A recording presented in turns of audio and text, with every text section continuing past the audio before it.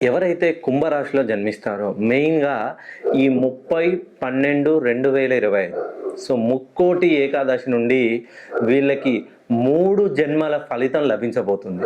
ఈ 3 జన్మల కర్మ ఫలితం ఆధారంగా మీరు ఇప్పటి వరకు ఏ పని ప్రారంభించినా అడుగడుగున ఆటంకం, అవమానాలు, నష్టాలు, సో అప్పుల ఊబిలో మీరు కూరుకుపోయి ఉన్నారా?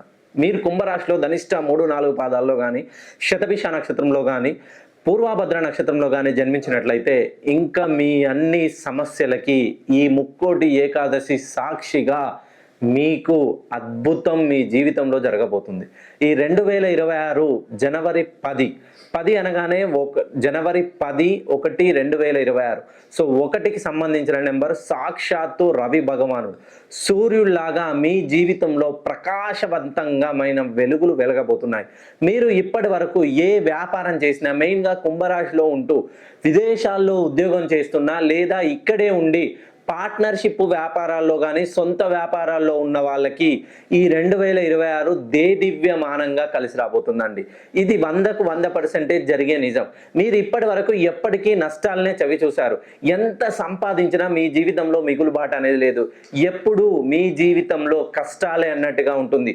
కష్టపడుతూనే ఉంటారు అహర్నిశలు. మీరు అనుకోవచ్చు, మేము రోజుకి 24 గంటలు కష్టపడుతున్నాము, అయినా ఇంకా అప్పుల ఊబిలో ఉన్నాము, ఎప్పటికీ రోజు రోజుకి రుణ బాధలు పెరిగిపోతున్నాయి, మా సమస్యలు అనేది ఎంత కష్టపడ్డా కూడా ఏ దేవుడు మమ్మల్ని కరుణించలేడు అనుకున్న వాళ్ళు ఒక్కసారి 2026 నుండి మీ జీవితం 6.5 సంవత్సరాలు దేదీప్యమానంగా వెలగబోతుంది. మీరు కుంభరాశిలో జన్మించినట్లయితే మీ డేట్ ఆఫ్ బర్త్ని నాకు ఒకసారి పంపించండి. నన్ను పర్సనల్గా డైరెక్ట్గా హైదరాబాద్లో కానీ విజయవాడలో కానీ కలిసే ప్రయత్నం చేయండి. మీ జీవితాన్ని, మీ తలరాతని నేను నేర్చుకున్నటువంటి శాస్త్రాల సాక్షిగా మీ తలరాతని మార్చకపోతే నేను ఈ శాస్త్రాన్నే వదిలేస్తాను.